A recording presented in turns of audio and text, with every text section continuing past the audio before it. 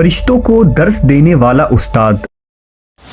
انسانوں کی پیدائش سے ہزاروں سال قبل کا زمانہ، جب آسمانوں میں خدا کے ایک مقرب اور چہیتے بندے کی شہرت عام تھی، فرشتوں کو درس دینے والا استاد جسے اللہ نے بلند مقام بخشا تھا، لیکن ایسا کیا ہوا کہ اس نے خدا سے بغاوت کر دی اور دربار الہی سے دھتکار دیا گیا۔ حضرت آدم علیہ السلام کی پیدائش سے قبل آسمانوں پر دو قسم کے مخلوق رہتی تھی، ایک نوری اور دوسری ناری۔ نوری مخلوق نور سے پیدا کیے گئے تھے جسے ملائکہ یا فرشتہ کہا جاتا ہے۔ یہ دن رات عبادت الہی میں مصروف رہا کرتے تھے اور ان کے یہاں نہ عورتیں ہوتی تھی اور نہ ہی ان کی نسل چلتی تھی۔ دوسری مخلوق ناری یعنی جنات تھے جو آگ سے پیدا کیے گئے ہیں۔ ان کی عورتیں بھی ہوتی تھیں اور ان کی نسل بھی خوب پھیلتی تھی۔ خدا نے انہیں اپنی حمد و ستائش کرنے کے لیے بنایا تھا۔ یہ سب اللہ کے آسمانی لشکر تھے۔ وہ اس مقصد کے لیے بنائے گئے تاکہ اپنے خالق و مالک کو جانیں، اس سے شادمان ہوں، ہمیشہ تک اس کی خدمت اور عبادت کریں۔ ایک مسلمان کے ایمان بالغیب کا تقاضا ہے کہ وہ ان تمام مخلوقات کے بارے میں جو کچھ قرآن و حدیث سے ثابت ہے اس پر بلا کسی کمی و بیشی اور شک کے ایمان لائے۔ انہی مخلوق میں ایک معزز ہستی عزازیل تھا۔ عزازیل کا مطلب ہے خدا کا عزیز۔ اسے اللہ نے دہکتے ہوئے آگ کے شعلوں سے پیدا کیا تھا۔ حضرت آدم علیہ السلام کی پیدائش سے 144,000 سال پہلے سموم جنات کی پیدائش ہوئی۔ یہ جنات کا بابائے آدم تھا۔ سموم جن کو زمین پر بھیج دیا گیا، جہاں 300 سال گزرنے کے بعد زمین پر اسے اپنی نسل کی جن مخالف ملی، جس سے اس نے شادی کر لی اور وقت گزرنے کے ساتھ کثیر تعداد میں اس کی اولادیں ہوئیں۔ ابتدا میں تو یہ قوم جنات اللہ کے فرما بردار اور اطاعت گزار تھے، لیکن بہت جلد یہ سرکش اور نافرمان ہو گئے۔ جب ان کی بدعمالیوں کی حد پار ہو گئی تو کثیر تعداد میں جنات نے موت کا ذائقہ چکھا اور وہ مر گئے۔ اس دوران جو نیک جنات تھے وہ باقی بچ گئے اور ان کی نسل آگے بڑھی۔ انہی جناتوں میں ایک مشہور جنات جن چلیپا تھا۔ چلیپا کا چہرہ ببر شیر جیسا تھا۔ چلیپا نہایت ہی قد آور اور بہادر جن تھا۔ اس کی بیوی کا نام تبلیس تھا، جس کا چہرہ بھیڑیے کی مادہ کی طرح تھا۔ وہ اپنے شوہر کی طرح دلیر اور طاقتور جن تھی۔ اس کی تمام قوم پر اس نے اپنی دھاک بیٹھا رکھی تھی اور قوم کا بچہ بچہ چلیپا کا احترام کیا کرتا تھا۔ ان کے یہاں ایک بچے کی پیدائش ہوئی جس کا نام عزازیل تھا۔ عزازیل میں اپنے ماں اور باپ دونوں کی خصوصیات شامل تھی، یعنی وہ نہایت ہی سرکش، مکار، بہادر اور طاقتور تھا۔ روایتوں کے مطابق قوم جنات کو دنیا میں بسایا گیا اور یہ حضرت آدم کی پیدائش سے 50,000 سال قبل کا زمانہ تھا۔ بہت جلد یہ جنات سرکش ہو گئے اور خدا کے نافرمان بن گئے۔ جب جھگڑے اور فساد سے زمین لرزا اٹھی تو آسمان سے فرشتوں کو حکم دیا گیا کہ جاؤ اور ان سرکش جنات کو مار پھینکو۔ لہٰذا اس کائنات میں پہلی خون ریز جنگ ہوئی۔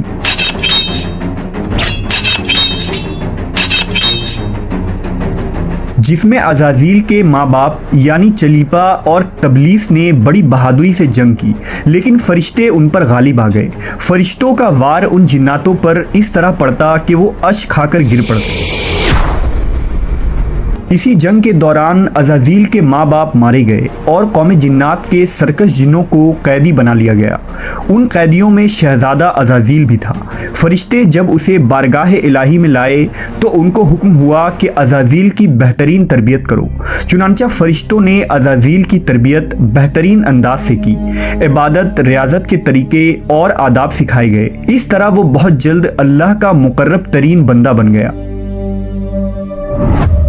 ایک وقت ایسا آیا کہ عزازیل اللہ کا سب سے چہیتا، عبادت گزار، ریاضت کرنے والا اور زاہد بندہ تھا، جس میں اس کا کوئی ثانی نہ تھا۔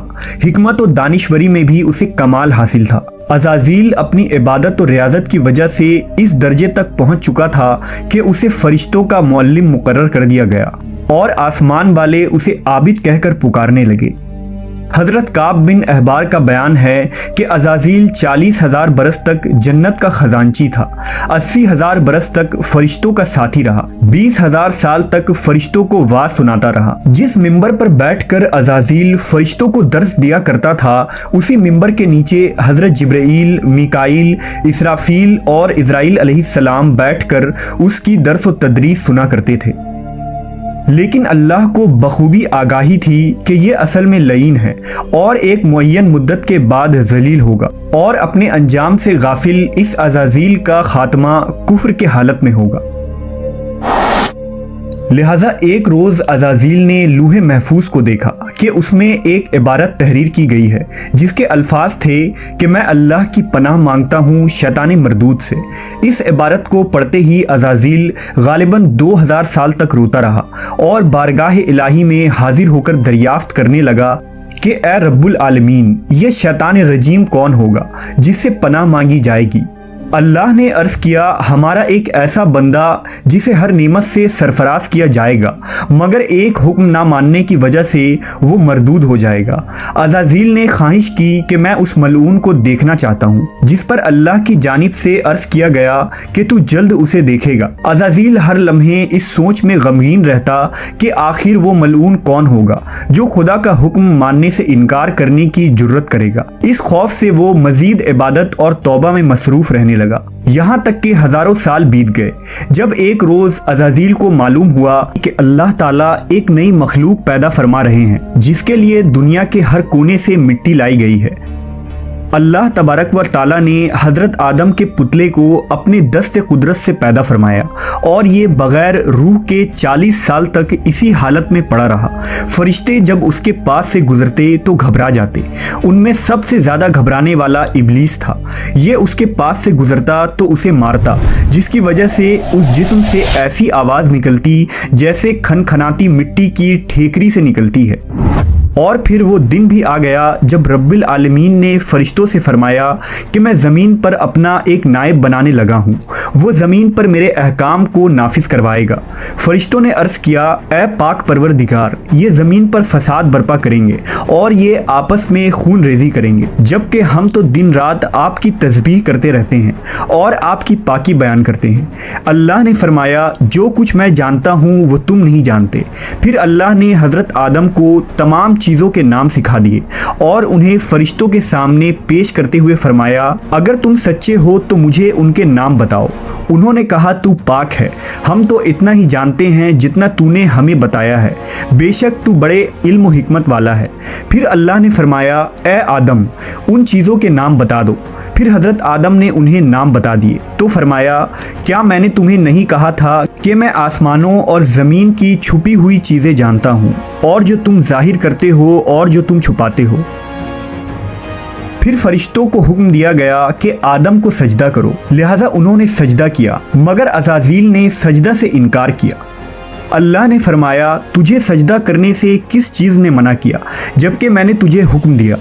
وہ کہنے لگا، میں اس سے بہتر ہوں کہ تو نے مجھے آگ سے بنایا اور اسے مٹی سے بنایا ہے۔ میں ایسا نہیں کہ اس انسان کو سجدہ کروں جسے تو نے سڑے ہوئے کھنکھناتے گارے سے پیدا کیا ہے۔ اللہ نے فرمایا، اب تو یہاں سے نکل جا، کیونکہ تو مردود ہو چکا ہے اور قیامت تک تجھ پر میری پھٹکار ہے۔ عزازیل نے کہا، اے میرے رب، مجھے روز محشر تک کی مہلت دے دے۔ فرمایا، جا، میں نے تجھے متعین وقت کے دن تک مہلت دے دی۔ اس نے کہا، مجھے تیری عزت کی قسم، میں ان سب کو یقیناً بہکاؤں گا، ان پر حملہ کروں گا، ان کے آگے سے بھی اور پیچھے سے بھی، اور ان کے دائیں جانب سے بھی اور بائیں جانب سے بھی، اور آپ ان میں سے اکثر کو شکر گزار نہیں پائیں گے۔ اللہ نے فرمایا، یہاں سے ذلیل و خوار ہو کر نکل جا، ان میں سے جو شخص تیرا کہنا مانے گا میں ان سب سے جہنم کو بھر دوں گا۔ اور یوں بارگاہ خداوندی سے دھتکارے جانے کے بعد عزازیل ابلیس بن گیا۔ اپنی غرور و تکبر اور رعونت کی بنا پر اس کی ہزاروں سال کی عبادت و ریاضت ضائع ہو گئی اور اسے عرش سے فرش پر پٹک دیا گیا۔ اسلام کے علاوہ دوسرے مذہبی کتابوں اور عقیدوں میں بھی ابلیس یا عزازیل کا ذکر ملتا ہے۔ یونانی کتابوں میں اسے اپولین اور کتاب مقدس میں لوسیفر یا سیٹن کہا گیا ہے۔ زمانہ قدیم سے ہی ایک منفرد مذہب اور گروہ اس شیطان یا لوسیفر کی پوجا کرتے آ رہے ہیں، جن کا ماننا یہ ہے کہ خدا سے لوسیفر کا بغاوت کرنا بالکل درست تھا۔ وہ عزازیل کو ایک عظیم قوت قرار دے کر خدا کی مخالف میں کھڑا کرتے ہیں اور شیطان کی عبادت کرتے ہیں۔ اس مذہب کے ماننے والوں کو سیٹنسٹ کہا جاتا ہے۔ روایتوں کے مطابق ابلیس کی موت کا وقت اسرافیل کے پہلے اور دوسرے سور پھونکنے کے درمیان کا وقت ہے، جب اسے دی گئی مہلت پوری ہو چکی ہوگی اور وہ ذلیل و خوار ہو جائے گا۔ قرآن مجید کے مطابق روز حشر خدا کے فیصلے کے بعد ابلیس اپنے پیروکاروں سے اعلان برات کرتے ہوئے کہے گا کہ تم اپنے گناہوں کے خود ذمہ دار ہو۔ نیز وہ کہے گا کہ خدا نے تمہیں سچا وعدہ دیا تھا اور میں نے جو وعدہ تمہیں دیا تھا میں اس کی مخالفت کرتا ہوں۔ مجھے تم پر کسی قسم کا کوئی تسلط حاصل نہیں تھا سوائے اس کے کہ میں نے تمہیں بلایا اور تم نے میری پکار پر لبیک کہا۔ بس مجھے ملامت نہ کرو، اپنے آپ کو ملامت کرو۔ اب میں تمہارا فریاد رس نہیں ہوں اور نہ تم میری فریاد رس ہو سکتے ہو۔ عزازیل کا حضرت آدم علیہ السلام کو سجدے سے انکار کا جذبہ حسد تھا، جس نے اسے مجبور کیا کہ میری جگہ آدم کو کیوں مل گئی۔ یہ اس کا جذبہ تکبر اور غرور تھا کہ میں سب سے اعلیٰ ہوں۔ یہ صرف اس ایک سجدے کے انکار کی بات نہیں تھی، بات اطاعت سے سرکشی کی تھی۔ ابلیس نے دل میں خود کو رب مان لیا تھا۔ اس شرک عظیم کے نتیجے میں ابلیس تا قیامت رسوا اور لعنتی ٹھہرا اور اولاد آدم کو بھٹکانے کے لیے آزاد قرار پایا۔